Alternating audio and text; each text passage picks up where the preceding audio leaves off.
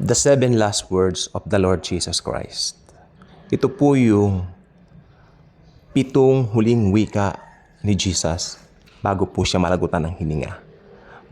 Bago po niya i-give up yung ghost niya. Tandaan po ninyo, bilang Diyos, hindi siya pwedeng mamatay kahit kailan. Amen? Pero dahil kusa niyang ibinigay ang kanyang buhay, He gave up the ghost. Ibinigay niya ang kanyang buhay at nalagutan siya ng hininga. Pero bago dumating yung pagkalagot ng hininga niya, siya po ay nakapako ng 6 na oras from 9 a.m. to 3 p.m. nung unang Biyernes Santo. Okay? So, atin pong hihimay-himayin, atin pong, pag-aaralan ang patungkol nga po sa kanyang huling 7 wika o 7 last words. So, mag-umpisa na po tayo. First word or unang wika. Father, forgive them, for they know not what they do. In Tagalog, Ama ko, patawarin mo po sila sapagkat hindi nila nalalaman ang kanilang ginagawa. Kalimitan po sa atin po mga buhay bilang mga Kristiyano, nakaka-encounter tayo ng mga unloving na mga tao, sometimes ungrateful people na maski sabihin mong dumating yung time na nangailangan sila, nandoon ka for them, pero dumating din po yung time na ikaw naman yung parang nangangailangan pero talagang hindi nila ibinibigay yung same na tulad ng iyong ginawa. Sa mga pagkakataong ganito, mas kailangan natin yung tinatawag na kaalaman tungkol doon sa ginawa ng Panginoong Jesus. Kung paano niya ipinag-pray yung mismo mga gumawa sa kanya nito. Yung mga nagpako sa kanya mismo, kanya pong ipinanalangin. Hindi po madali sometimes na ipag-pray yung mga taong nakasakit sa atin. Pero dahil we are now under grace and we are not now under the law, tapos na po tayo dun sa law. Amen? Or should I say, kahit kailan, hindi naman tayo naging lower Gentile. Pero ito po ang gusto ko pong sabihin sa inyo. Dahil po kay Jesus, napakadali na po ang umintindi doon sa mga taong gumawa sa atin o nakasakit sa atin. In fact, tulad po ni Jesus, pwede rin natin silang ipag-pray at ipagdasal sa Kanya. Second word, ikalawang wika. I'm telling you now, today, you will be with me in paradise. Sinasabi ko sa iyo, ngayon din, kakasamahin kita sa paraiso.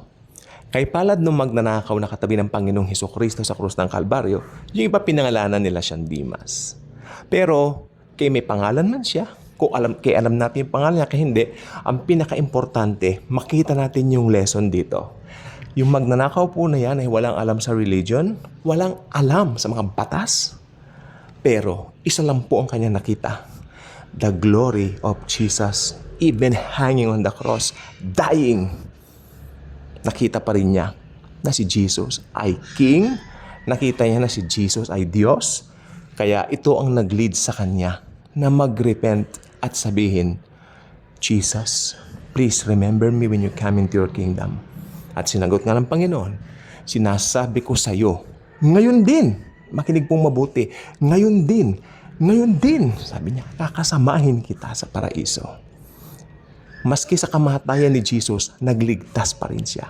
At yung unang nakatamo ng buhay na walang hanggan na pinagpaguran ni Jesus sa cross ay yung magnanakaw na kanyang katabi.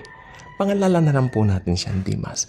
Kaya nga po pag i-recall ko po yung katotohanan niyan, naiisip ko, tunay, yung magnanakaw na yon, tunay na kay palad niya. Kasama niyang namatay ang King of Glory sa krus ng Kalbaryo, the Creator of the universe, the God of gods, the God of the Milky Way, the Lord Jesus Christ.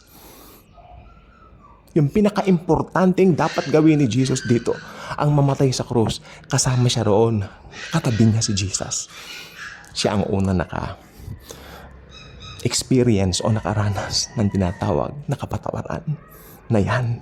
Bunga ng dugo niya na nabubo sa krus ng Kalbaryo. I'm so excited with that. So, thank you, Jesus. Third word, woman, behold your son. John, behold your mother. What a very beautiful praise.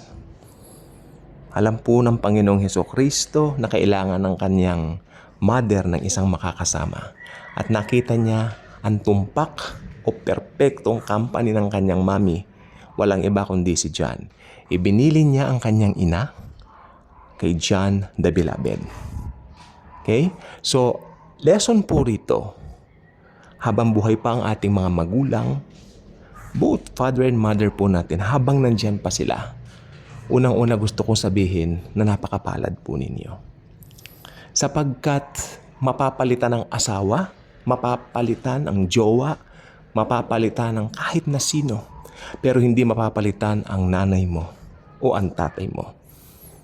Amen? So, itong gusto ko pong sabihin, binibigyang halaga ng Panginoong Jesucristo dito ang pagpapahalaga natin sa ating mga parents. Dahil si Jesus, ang author ng buhay, alam niya na kailangan ng ating mga tumatanda ng mga parents ng makakasama sa buhay sa kanilang pagtanda. Lalo na po, iba po ang kaso ng Panginoong Jesus. Magre-restore na po siya that time sa kanyang pagka-Diyos. After 3 days, babangon siya at mare-restore yung kanyang pagka-Diyos. Hindi naman po nawala yung pagka-Diyos niya. But what I mean is, syempre, hindi niya ginamit yan sa loob ng 33 years. Pero, since babalik na yung pagiging hari niya ng walang hanggan, paano naman ang kanyang nanay dito sa lupa sa mga nalalabi nitong oras? So, ipinagbili niya to kay John. What a perfect example na tayo rin namang mga anak, no? Na ipakita natin sa ating mga magulang na mahal natin sila. An example set by the Lord Jesus Himself, even dying on the cross to give us eternal life. Fourth word, my God, why have you forsaken? Diyos ko, bakit mo naman ako pinabayaan? Ang mga katagang ito ay quoted sa Old Testament scriptures na isinulat po ng haring si David. Siyempre, hindi pa siya hari nung sinulat niya to. Ito po ay prophecy na tutuparin ng tagapagligtas na si Jesucristo. At ito nga po ang katuparan ng siya ay nasa krus. Pero ano nga po ba ang dahilan? Bakit sa unang pagkakataon tinawag niya na Diyos ang kanyang Ama? Sa buong ministry ni Jesus, makikita natin, pag nagsasalita siya, Father. Puro Father, Ama ko.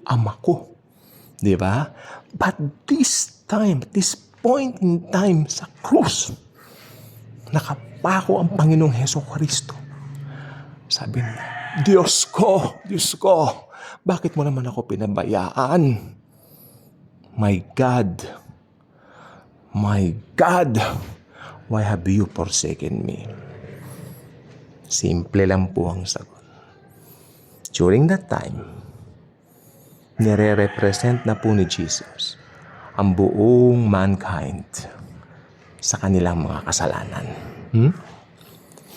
At ang Diyos Ama, God the Father Himself, nang dumungaw siya sa Kalbaryo, kanyang nasilayan ang kanyang minamahal na anak, kanyang bugtong na anak, na kinaroroonan na ng lahat ng kasalanan ng buong mundo, past, present, and future. Nasa Panginoong Hesukristo na.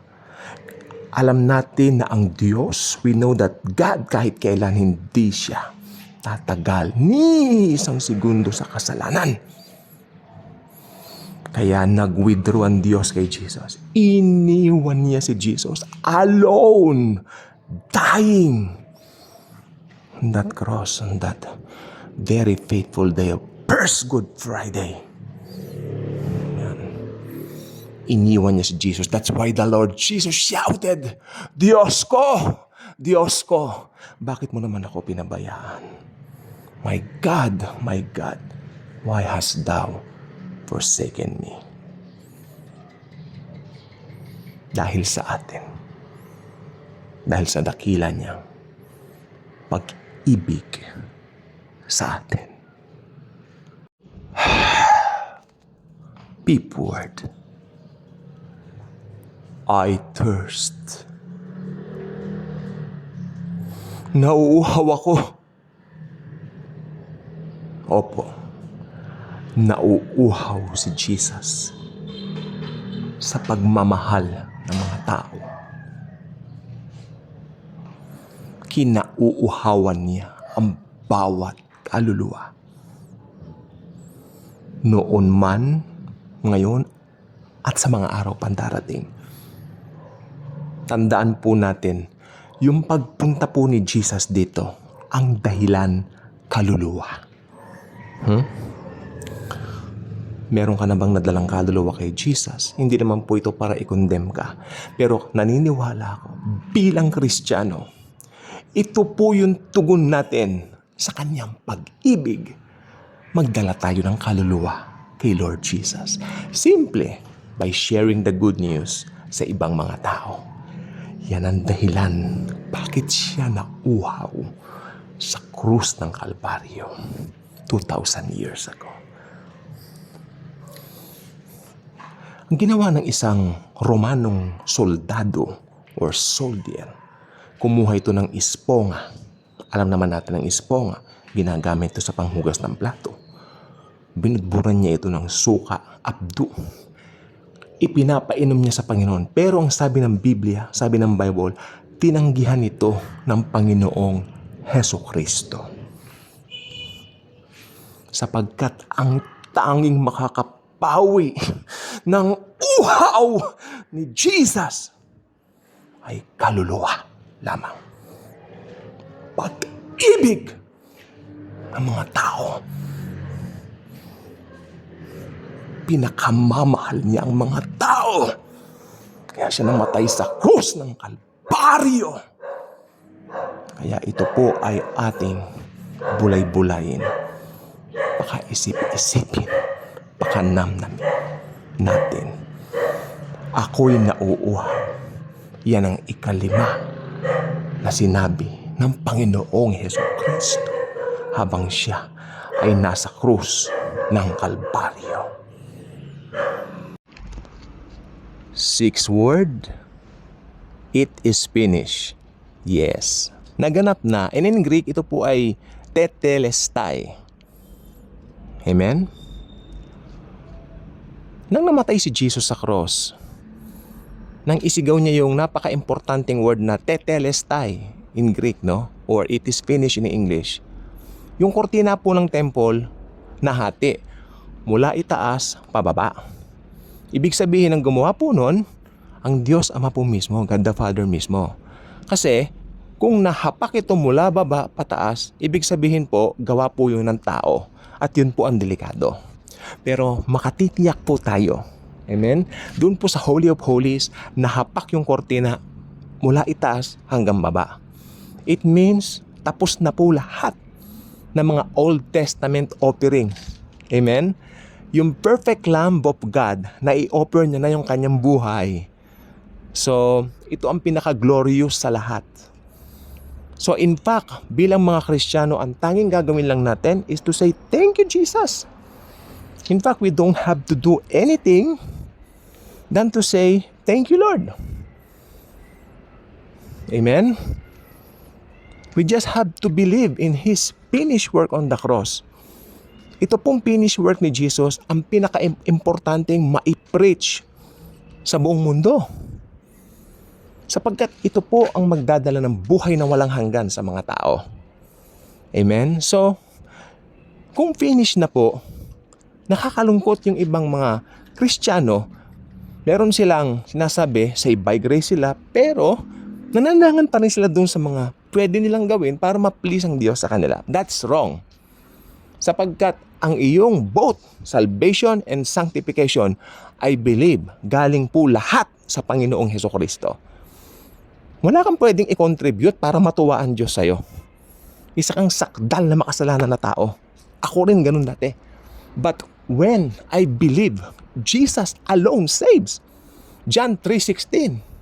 For God so loved the world that He gave His only Son, that whosoever believeth in Him will not perish, but will have everlasting life. So it is finished already.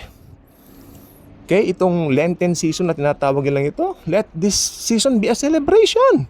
Praising Jesus, thanking Him, singing praises to Him. He deserves all the glory. He deserves all the praises. Amen? Sa Kanya lang ang papuri. Thank you, Jesus. Seventh word. The last word of Jesus on the cross. Father, into Thy hands I commit my spirit. Ama ko, sa iyong mga kamay, hinihahabilin ko ang aking kaluluwa. Napansin po ba ninyo? Kanina, sabi niya, my God, why hast thou forsaken me? Diyos ko, bakit mo ako pinabayaan? Pero ngayon, sabi niya, Father, into Thy hands I commit my spirit. Okay? And then sabi niya, Ama ko, sa iyong mga kamay, itinatagubilin ko ang aking kaluluwa. Nagbalik na po sa Father, nagbalik na sa Ama, hindi ba? Ibig sabihin, naisigaw na ni Jesus yung it is finished. Kaya, nagbalik na yung relasyon. Ibig sabihin, bukas na ang langit, 24/7. Bukas na ang gloria ng langit, 24/7. Anytime na ang makasalanan ay nakarinig ng gospel at naniwala sa ginawa ni Jesus sa cross, immediately ang taong yan magkakaroon ng eternal life. Magkakaroon ng buhay na walang hanggan. Ito po yung tinatawag na Zoe life. Pag sinabing Zoe life, ito yung pinakamagandang uri ng buhay sa salitang Grego. Sapagkat ito po ay buhay ng Diyos. The life of God. Ito po ay para doon sa mga mananampalataya sa Panginoong Hesukristo bilang kanilang sariling Panginoon at tagapagligtas. Bago natin tapusin ang munting vlog na ito sa kanyang 7 huling wika sa cross, nasuri na po ba ninyo ang inyong mga sarili? Inyo na po bang napagtanto? Tinanggap na po ba ninyo si Jesus as Lord and Savior ng inyong mga buhay? Kung hindi pa, magdasal muna tayo. Quick prayer na magbabago ng inyong buhay magpakailanman. Let's pray.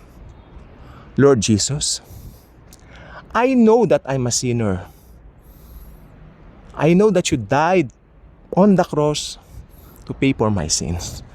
Alam ko, Panginoong Jesus, pinanganak ako sa kasalanan, pero namatay ka para bayaran lahat ng ito.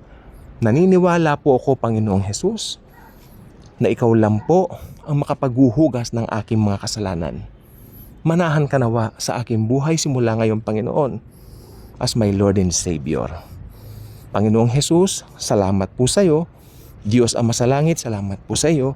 Banal na Espiritu, salamat din po sa inyo sa pagtatak mo sa akin ng seal of ownership bilang anak ng Diyos, tulad ng binanggit sa John 1:12. Thank you, God the Father. Thank you, God the Son. Thank you, God the Holy Spirit. In the mighty name of the Lord Jesus Christ. Amen at amen.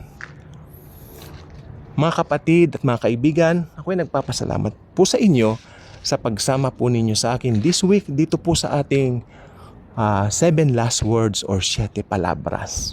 Okay? Ito po naman kasi ay pagdiriwang nila ng ganitong tinatawag na season ng paggunita sa ginawa ng Panginoong Jesus. That's why meron din po tayong ganitong vlog ngayon, and I think kahit sino po ang gumawa ng vlog, katanggap-tanggap po. Basta ang gagawin po nating sentro ay yung ginawa ng Panginoong Hesukristo sa krus ng Kalbaryo. Yun yung binayaran niya lahat ng kasalanan natin, past, present, future. Okay? So maraming pong salamat sa inyo sa inyong pagsama sa 7 palabras na yun. Thank you. That's always and forever. Jesus truly loves us all. Tandaan nyo, tetelestai. It is finished. Naganap na. Wala ka nang pwedeng gawin, kundi pasalamatan si Jesus. Kung hindi ka pa mananampalataya, ang tanging magagawa mo, manampalataya ka that He died for you. Tapos na po yan. Pasok ang eternal life sa'yo.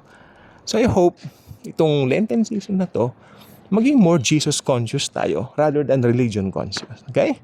Thank you. And as always and forever, Jesus truly loves us all.